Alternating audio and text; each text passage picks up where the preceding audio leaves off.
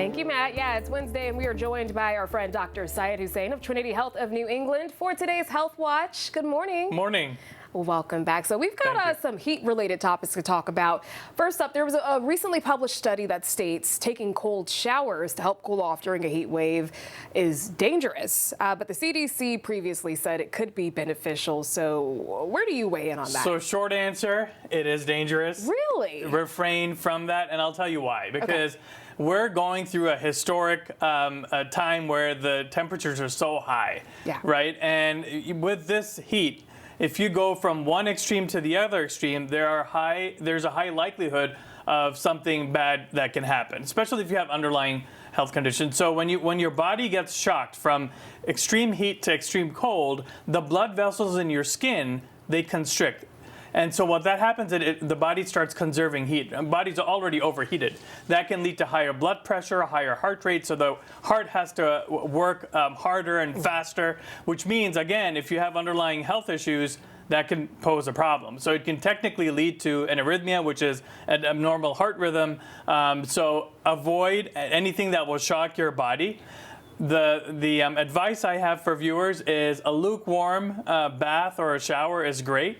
It helps the body release, the heat, and you can enjoy your shower bath without having to worry about what you may be doing to your body. That's so funny. It's very timely because it was just the other day when I was taking a shower and I'm like, I don't know that being in this hot shower is exactly the right thing to do. I like my water probably a little too hot.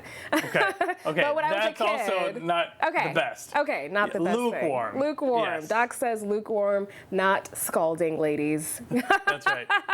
Alrighty, so parents, kids are out of school now and they may have, like sports practices or games coming up in the middle of these dangerously high temps. What do they need to be on the lookout for? Yeah, it is very dangerous to play outdoors in this kind of heat. So a couple things to remember. So if you really must exercise or play an outdoor sport during this time, try to do mornings or evenings when the temperatures are a little bit lower than midday, for instance. Try to see if there's any shade that you can utilize. Drink water, stay hydrated. Even if you don't feel thirsty, make sure you keep drinking water. Just those basic common sense things would be helpful. And always remember, what are the red flags you need to look out for? Do you have muscle cramps? Do you feel weak? Do you feel nauseated? Do you have a headache? Do you feel like you have a higher temperature? All those things are potential red flags where you should raise your hand and say, wait a minute, I need to stop, I need help. And so making sure you remember all of those. And then I always tell viewers during this time, during summer, especially if you have a loved one or a family member with medical problems, they live alone, develop a heat action plan with your provider.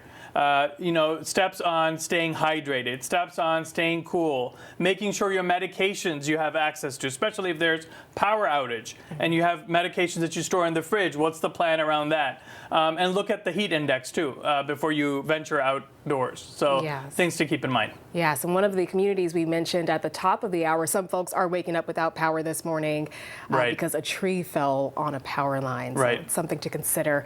All right, thank you so much for joining us this morning. Thanks for having me. You guys